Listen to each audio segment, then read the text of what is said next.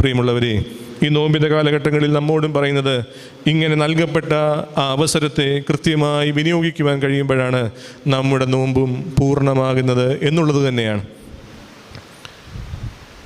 അവൻ്റെ കഷ്ടാനുഭവങ്ങളുടെ ആ മാധുര്യത്തെ രുചിച്ചറിയുവാൻ തക്കവണ്ണം നമുക്ക് വാഗ്ദത്തം ചെയ്തിട്ടുള്ള ഉയിർപ്പിൻ്റെ തൻ്റെ വരവിങ്കൽ നമ്മെയും തന്നോടുകൂടെ ചേർക്കും എന്നുറപ്പ് നൽകിയിട്ടുള്ള ആ വിശ്വാസ ബോധ്യത്തെ ഒരിക്കൽ കൂടി എൻ്റെ ഹൃദയത്തിൻ്റെ ആഴത്തിലേക്ക് കൊണ്ടുവരുവാൻ തക്കവണ്ണം നൽകപ്പെട്ട അവസരമാണ് പ്രിയമുള്ളവരെ നോമ്പ്. പലപ്പോഴും നമുക്കിതിനെപ്പറ്റിയൊക്കെ പറയുമ്പോൾ വലിയ താല്പര്യമൊന്നും ഉണ്ടാകാറില്ല. ഇന്നത്തെ കാലത്ത് നല്ല ഒരു പ്രസംഗം എന്ന് പറയുന്നത് നമ്മൾ മാർക്കിടുന്നത് എന്തിനെയാണ്? എൻ്റെ പ്രസംഗത്തെ മാർക്കിടാനല്ല കേട്ടോ. നമ്മൾ എന്തിനായിരിക്കും മാർക്കിടുന്നത്? കണ്ണിൽ നിന്ന് കണ്ണുനീര് വരുന്ന, നമ്മുടെ വികാരങ്ങളെ ഉണർത്തുന്ന, വൈകാരിക തലങ്ങളെ ഉണർത്തുന്ന കുറച്ച് പ്രസംഗങ്ങളൊക്കെ ഇട്ടാൽ നമ്മൾ പറയും